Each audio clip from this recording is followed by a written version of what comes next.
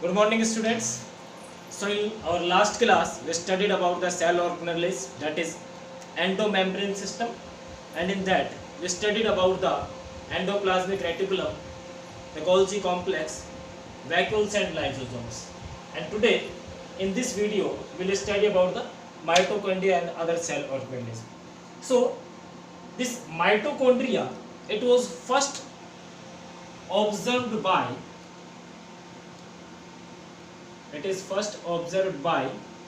Kolliker.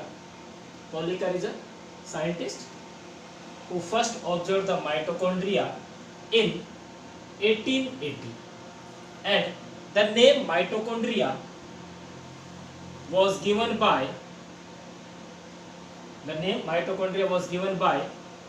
Benda in 1897. So these mitochondria, they are the cell organelles which are found in the aerobic eukaryotes. So mitochondria are found in aerobic eukaryotes, and these mitochondria, they participates in oxidative phosphorylation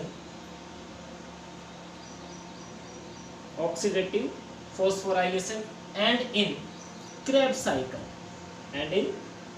cycle during oxidative breakdown of food or during aerobic respiration. Further, these mitochondria, they are known as powerhouse of the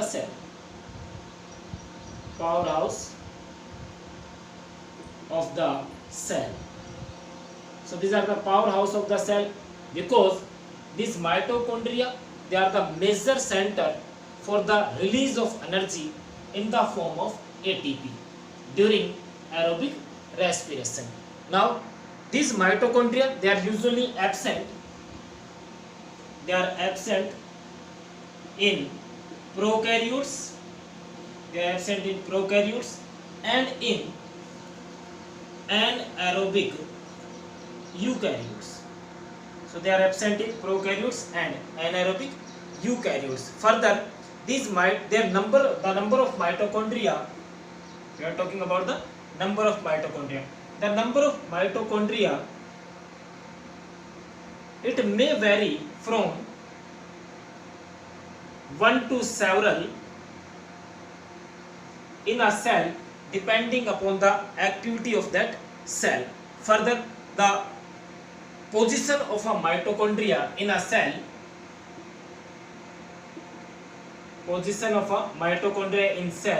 also varies on the basis of the activity of a cell. And if we talk about the size of mitochondria, so these mitochondria, they are usually cylindrical in shape. They are cylindrical or oval in shape, and these mitochondria, they are about 1 to 4.1 micrometer in length and 0.2 to 1 micrometer in diameter. So the size of mitochondria, it is 1 to 4.1 micrometer in length and 0.2 to 1 micrometer in diameter. Further, they are usually cylindrical in shape. Now we will discuss the structure of mitochondria. So usually this mitochondria, it is a double membrane bounded structure. That is the outer membrane of mitochondria, which is regular membrane, and the inner membrane of mitochondria, it is irregular and it is present in the form of finger-like projections in the matrix of mitochondria. And these finger-like projections of inner membrane of mitochondria, they are known as cristae. Further, these two membranes of mitochondria, they results in the formation of two chambers. That is the outer chamber present between the two mitochondrial envelopes or membrane, and the inner chamber or the matrix of mitochondria, that is bounded by the inner membrane of a mitochondria. This mitochondria, it is a semi-autonomous cell organelle, so it contains its own circular DNA. It contains its own RNA, it contains the ribosomes, and it contains some another structures on the which are present on these finger-like projections, and these structures are known as the oxysomes. These oxysomes, they act as an ATPase enzyme, and these are the center for the formation of ATP inside the mitochondria. Now, if we talk about the chemical composition of a mitochondria, chemical composition of mitochondria. So these mitochondria, they contains near about, these mitochondria, they contains near about 60 to 70% of proteins. 60 to 70% of proteins. They contains 25 to 35% of lipids. They contains 5 to 7% of DNA, and they also contains minerals in small traces, that means in very small amount. Now come to the structure of this mitochondria. So this mitochondria, as I have already told, it is bounded by a double membrane system, that is a outer membrane and a inner membrane, and the thickness of these two membranes, that is outer membrane and inner membrane, it is near about 60 to 70 angstrom. So thickness of both membranes, that is outer and inner membrane, is 60 to 70 angstrom, and these two membranes encloses two chambers, that is the outer chamber, this is, and the inner chamber, this portion. Further, this outer membrane of mitochondria, it is smooth and it is regular. Further, this outer membrane, it is permeable to a number of metabolites, as it contains the protein channels in it in the form of porins. And the inner membrane of mitochondria, that is this inner membrane of mitochondria, it is irregular, as it is present in the matrix, or it is found projected in the matrix in the form of finger-like projections, which are known as cristae. And this inner membrane of mitochondria, it is selectively permeable for few metabolites. Now further, this inner membrane of mitochondria, it contains higher protein content in comparison to the outer mitochondrial membrane, and it is present in the form of cristae, and these cristae, these are responsible for increasing the surface area of mitochondria for mitochondrial physiological activities. Further, these cristae are present some tiny tennis racket like structures, which are known as either elementary particles. Here it is, these are the particles which are known as elementary particles. They are also known as F0, F1 particles, or they are also known as oxysomes, and they are the center for the formation of ATP. Now, if we talk about the outer chamber of this mitochondria, that is present between two membranes. So mitochondria have two chambers, an outer chamber and inner chamber. The outer chamber is present between the two mitochondrial membranes, and it is known as pre-mitochondrial space. The outer chamber is also known as pre-mitochondrial space, and this outer chamber, it is near about 60 to 100 angstrom wide, and it also extends in the spaces present in the cristae. So this outer chamber extends up to the spaces present in cristae. Further, this outer chamber, it contains a fluid. It contains a fluid inside it that contains some enzymes. Now come to the inner chamber of mitochondria. So this inner chamber of mitochondria, it forms the core of mitochondria. It forms the center of mitochondria. It forms the core of mitochondria, and it contains a semi-fluid matrix. And this semi-fluid matrix of mitochondria, it contains the proteins, ribosomes, the DNA, the RNA, and the enzymes for tricyclic carboxylic acid cycle, or tricarboxylic acid cycle, or TCA cycle, and Krebs cycle. Further, this inner chamber of mitochondria, it also contains some crystals of calcium, phosphate, and magnesium. Now, we will discuss the functions of this mitochondria. So, this mitochondria, it acts as a site for the oxidation of food. So, it is the site for oxidative breakdown of food. Further, it is also the site for the formation of ATP. So the energy in the form of ATP, it is produced inside mitochondria.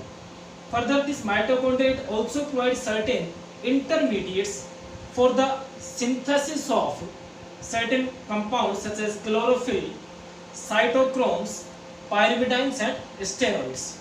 Now, the matrix of mitochondria, it contains certain enzymes which are required for the synthesis of fatty acids. So, matrix of mitochondria, it contains the enzymes which are required for the synthesis of fatty acids. These mitochondria, they also acts as a site for the synthesis of amino acids, and these mitochondria, they also acts as a storage and release organ for the calcium. Now we will discuss the another cell organelle, that is plastids. These plastids are discovered by Ernest Haeckel in 1866, and these plastids are semi-autonomous cell organelles. Plastids are semi-autonomous cell organelles as they contains their own DNA, and these plastids, they are further bounded by a double membrane system. Usually these plastids, they are present in plant cells and they are also found in certain protists. Now these plastids, they develop from some colorless precursors called protoplastids, and usually these plastids found in plants, they are of three different types, that is leucoplast, chromoplast and chloroplast. So we will discuss these three types of plastids now. These leucoplasts, they are usually white in color or they are colorless plastids. They are usually found near to nucleus in non-green cells. Further, they do not contain the grana and the photosynthetic pigment. So photosynthetic pigment are absent in the leucoplast. And these leucoplasts, they are oval, they may be oval shaped, they may be cylindrical shaped, or they may be filamentous in shape. Further, these leucoplasts, they are also three different types, that is the amyloplast. These amyloplasts are the starch containing plastids. The second type of leucoplast is elenoplast. These elenoplasts are colorless plastids that are responsible for storing the fats. The third type of plastids are alluroplast, and these alluroplast, they are also known as proteoplast. Why they are known as proteoplast? Because they are the protein containing plastids. So the protein containing plastids or protein containing leucoplast are known as proteoplast or alluroplast. The second type of plastids are chromoplast. These chromoplasts, they are usually in yellow color or reddish in color, and they are yellow or reddish in color due to presence of a pigment that is known as carotenoids. So due to presence of carotenoids, these chromoplasts are reddish or yellow in color, and usually these carotenoids, it is the name carotenoid, it is came from the carrot, because the carrot contains the carotenoids, and due to these carotenoids, the color of carrot is either yellowish or reddish. Now further, these chromoplasts, they are formed either from leucoplast or they are formed from chloroplast. But these chromoplasts, they do not contain chlorophyll, so they do not participate in the photosynthesis process. The third type of plastids are chloroplast, and these are the most important plastids.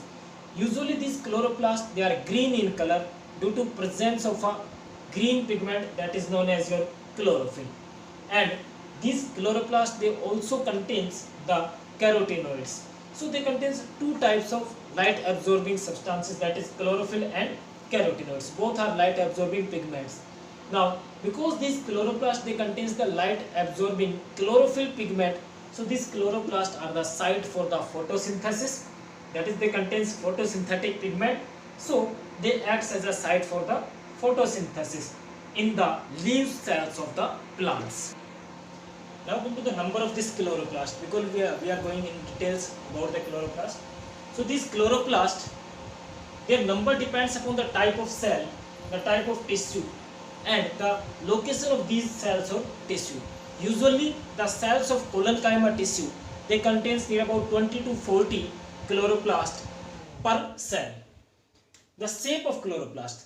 The chloroplasts are usually, they can be cup shaped, they can be ribbon like, they can be polygonal in shape, they can be stellate in shape, they can be reticular, or they can be lens shaped. So these chloroplasts, they varies greatly on the basis of their shape.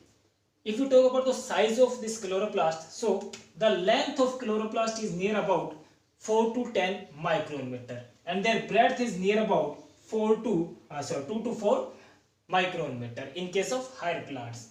And what can be the chemical composition of a chloroplast? So usually a chloroplast contains 50 to 60% of proteins. They contains 25 to 30% of lipids. They contains 5 to 10% of chlorophyll, and they contains 1 to 2% of carotenoids. They contains 0.5% of DNA. They contains 2 to 3% of RNA, and they also contains vitamin K, E, the quinones, magnesium, iron, cobalt, manganese in trace amount or in very less amount. Now come to the structure of chloroplast. So usually this chloroplast consists of three parts, that is envelope, matrix and thylakoids. The chloroplast envelope, it is a double membrane bounded system, and each membrane of chloroplast, it is near about 90 to 100 angstrom in thickness. The two membranes of chloroplast, that is outer membrane and inner membrane, they are separated by a space that is known as intermembrane space of about 100 to 200 angstrom. Further, the outer membrane of chloroplast, it is attached to endoplasmic reticulum in the cytoplasm, and the inner membrane, it is attached to the thylakoids in the matrix of the chloroplast. Now come to the matrix of chloroplast. So the inside part of the fluid material that is present or bounded by the inner membrane of this chloroplast, that is known as matrix. So this matrix, it is the ground substance of a chloroplast, and it is also known as the stroma. So whatever inside present in the chloroplast, it is the stroma or ground substance of a chloroplast or the matrix. Further, this matrix, it is it contains or it is a semi-fluid colloidal substance. So the matrix of chloroplast is semi-fluid colloidal substance, which is made up of near about 50% of proteins, and rest of the 50%, it consists of the RNA, ribosomes and enzymes. So the matrix or the stroma of chloroplast consists of 50% of soluble proteins, and 50% of it consists of the RNA, the ribosomes and enzymes. Now, the matrix of chloroplast or stroma, it contains certain flattened sac-like structures like this. These are the flattened sac-like structures, and each of these flattened sac-like structures, they are known as thylakoids. Now, these thylakoids inside the matrix of a chloroplast, they are stacked on one another, and these stacked thylakoids, they are all together known as the grana. So stacked thylakoids are known as grana, and one grana is attached to another grana through stromal lamellae. So this is the stromal lamellae through which one grana is attached to another grana, and each chloroplast consists of near about 40 to 60 grana. So there are about 40 to 60 grana in each chloroplast, and in each grana there are near about 2 to 100 thylakoids. So each grana consists of 2 to 100 thylakoids, and a chloroplast matrix consists of 40 to 60 grana.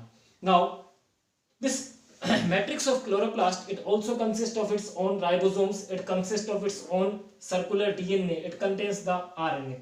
And because chloroplast contains its own DNA, it is also known as the semi-autonomous cell organelle. Further, these thylakoids, these are usually the flattened sac-like structures only, which are present in stacked form on one another, and the space between two membranes of chloroplast, it is known as the intermembrane space, and the matrix that is present inside chloroplast, it is known as the stroma of a chloroplast. Now come to the functions of chloroplast. So these chloroplast, they acts as site for photosynthesis. They act as site for photosynthesis because they contains the chlorophyll and carotenoids. So this chlorophyll and carotenoids, they are present in chloroplast, they are the light absorbing pigments in the chloroplast, and that's why. So these chloroplasts, they act as a site for photosynthesis as they contains the chlorophyll and carotenoids. The second function of these chloroplasts is that these chloroplasts, they are responsible for converting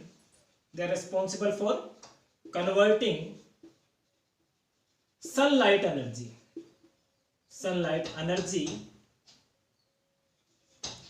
into chemical energy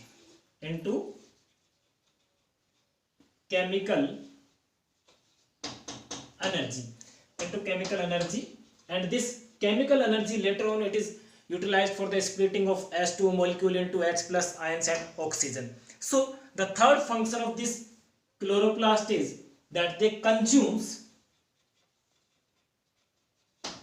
CO2 and releases O2. So they are responsible for the balancing of CO2 and oxygen in the atmosphere. They consume CO2 during photosynthesis and they are responsible for releasing oxygen which are required by the animals. Now further, these chloroplasts, they also act as storage organs for starch. So this chloroplast, they also acts as storage organ for chloroplast. Now the next function of this chloroplast is that these chloroplasts, they are responsible for the synthesis of fatty acid. So these chloroplasts, they are responsible for synthesis of fatty acids. One more function of this chloroplast is that these chloroplasts, they are responsible for storing lipids. They are responsible for storing lipids, and these chloroplasts, they are responsible for storing lipids, and they stores lipids in the form of plastoglobules. So storing lipids in the form of plastoglobule, globuli. Thank you, students.